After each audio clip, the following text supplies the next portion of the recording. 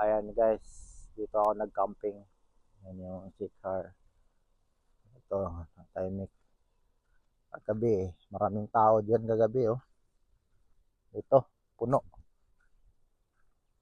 Ngayon, ako na lang natira. Saka yun sa dulo, yun. Basura na lang oh.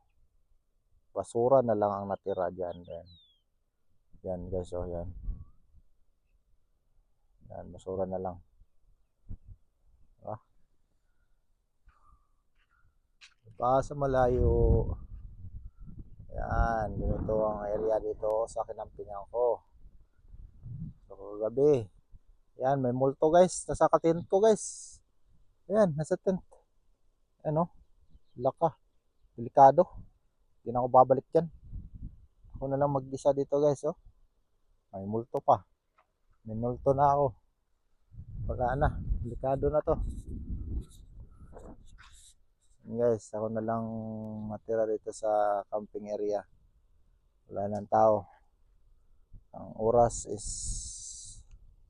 1:47 PM. Ayan. So, ako na lang mag-isa. Tahimik na tahimik. Ayun, meron pala. May takot ako guys. May multo dito sa phone ko. Tent ko. May nakapasok. May nakapasok nga ibang lina lang. Oh. Ito guys. Ito yung desierto. Pumunta kayo dito. Maganda, malamig, mahangin. Pero mamaya mainit na to. Ngayon, alas ano na? 1 PM na. Ayun, hindi na ako babalik sa tent ko kasi ayun, yung tent ko may multo. Ayun, nakapasok ko.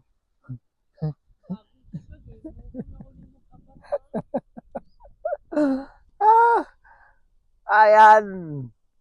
Ang linaw ng langit. Parang linaw ng mata mo. Oh, grabe. Yan guys. Hindi ako nakadala ng laruan, no? Bigsiwin ko. Pew, pew. Karne. Nakasabot. Relax time tayo ngayon guys. Dito sa Expo 2020 Lake na area. Oh. Malakas ang hangin, malamig. Ito lang buhay weekend. Walang pasok, Saturday, Sunday. Ayun, nagkakamping, nag-iikot.